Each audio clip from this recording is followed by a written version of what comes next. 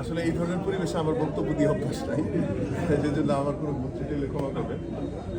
আসলে আজকে এই অনির্ধারিত বলবো যে একটা এই সভা, সেই সভায় উপস্থিত শিবপুরের মানুষের নেতা, শিবপুর সম্মানিত সাধারণ সম্পাদক, আমাদের সকলের মুরব্বী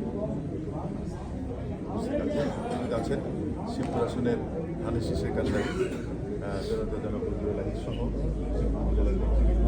আমার প্রিয় ভাইয়েরা, সবাইকে আমার তরফ থেকে, ব্যক্তিগত তরফ থেকে সালাম শুনেছি। আমি আসলে বক্তব্য দিব না, আমি জাস্ট আপনাদের একটা পালস বুঝে এখান থেকে চলে যাব। আপনাদের জানি আপনাদের অনেক কর্মকাণ্ড আছে, সেটা হচ্ছে আমাদের নেতা তারেক জিয়া কত তারিখে বাংলাদেশে আসছে? আচ্ছা, আজকে আমরা একটা টেস্ট করব।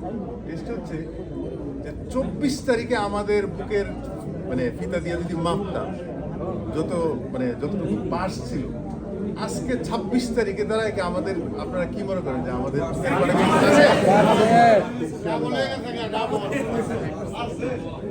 আমরা একটা স্লোগান দিতাম না যে তারেক জিয়া বীরের বেশে? আজকে কি স্লোগান দিব?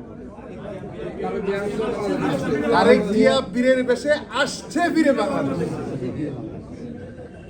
আমরা বিশ্বাস করি জাতীয়তাবাদী শক্তি আজকে আমাদের বুকের ছাতি ডবল হয়ে গেছে। ঠিক, যত বাধা বিপত্তি রাষ্ট্রীয় আন্তর্জাতিক ছিল, আল্লাহর অশেষ রহমতে আমরা সকল বাধা ছিন্ন করে আমাদের সকলের প্রাণ প্রিয় নেতাকে আমরা দেশে নিয়ে আসতে পেরেছি। এটা আমাদের সর্বপ্রথম বিজয়। আজকে আমি প্রথমেই বলেছি, বিশেষ কোনো কথা বলার আমার বড় ভাই এখানে উপস্থিত, আর এত ভরা মজলিসে বক্তব্য দেওয়ার আমার আসলে অভিজ্ঞতাও নাই। আমরা বিভিন্ন সামাজিক সংগঠনের সাথে জড়িত থাকার সুবাদে লো টোনে যতটুকু কথা বলা সম্ভব সেটা বলে থাকি। আমি শুধু আজকে আপনাদেরকে একটি কথা মনে করিয়ে দিয়ে বিদায় নিতে চাই, সেটা হচ্ছে এখন আমরা সকলেই মাগরিবের নামাজ পড়ে আসলাম। তো এই সময় আল্লাহর রহমত বরকত বর্ষিত হয়। কোরআনের পাকে একটি আয়াত আছে এরকম, আউযু বিল্লাহি মিনাশ শাইতানির রাজিম, বিসমিল্লাহির রহমানির রহিম, ওয়াতাসিমু বিহাবলিল্লাহি জামিআন ওয়া লা তাফাররাকু।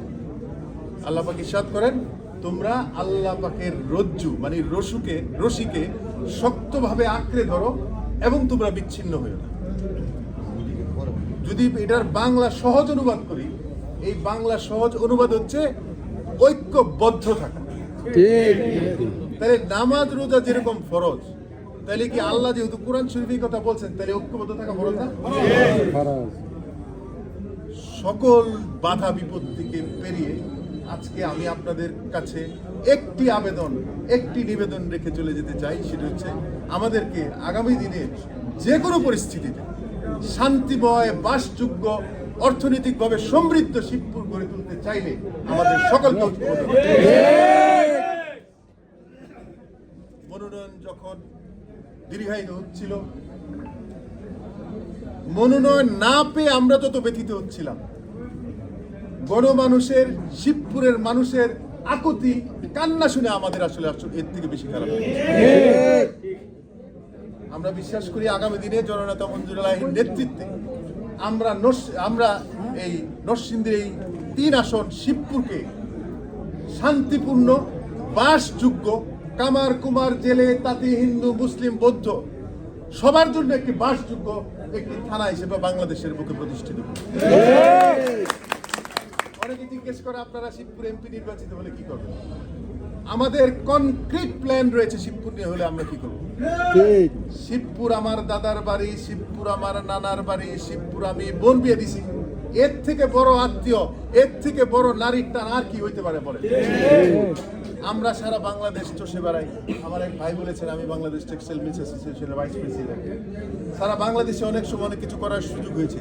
আমি মনে করি আজকের এই মহেন্দ্রক্ষণে আমাদের পরিবারের জন্য, এই শিবপুরের জন্য, আমাদের জন্য ব্যক্তিগতভাবে আল্লাহর পক্ষ থেকে একটা অপরিসীম সুযোগ আমাদের সামনে উপস্থিত। আমরা যে মাটিতে জন্মগ্রহণ করেছি সেই মাটির কিছুটা হলেও ঋণ যেন আমরা শোধ করতে পারি। ইনশাআল্লাহ আগামী দিনে আমরা সেই বিষয়ে সচেষ্ট থাকবো। কথা হচ্ছে তাহলে আমরা শিবপুরের জন্য কি করব? আমরা শিবপুরের শিক্ষা, স্বাস্থ্য, অর্থনীতিতে কনক্রিট ডেভেলপমেন্ট, কনক্রিট প্ল্যান নিয়ে ইনশাআল্লাহ কাজ করব। শিবপুরের আমরা বলেছি যে আর্থসামাজিক উন্নয়ন করা হচ্ছে আমাদের সর্বপ্রথম কাজ। অনেকে বলে যে ভাই শিবপুরের মানুষ হতদরিদ্র মানুষ, পিছিয়ে পড়া মানুষ। আমি মনে করি গরিব থাকাটা পিছিয়ে পড়া একটা সঠিক নেতৃত্ব পেলে অর্থনৈতিকভাবে স্বাবলম্বী করে পারবেন না। তাহলে কিভাবে সম্ভব? আমরা শিবপুরে অর্থনৈতিক কর্মকাণ্ড কিভাবে সচল রাখা যায়, কিভাবে বাংলাদেশের অন্যতম একটি থানা, অন্যতম একটি আসন হিসেবে আমরা এটাকে প্রতিষ্ঠিত করতে পারি।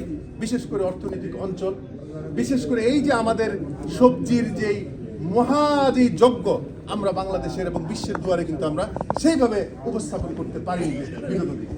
আমি কাউকে দোষ গুণে বলতে চাই না। আমরা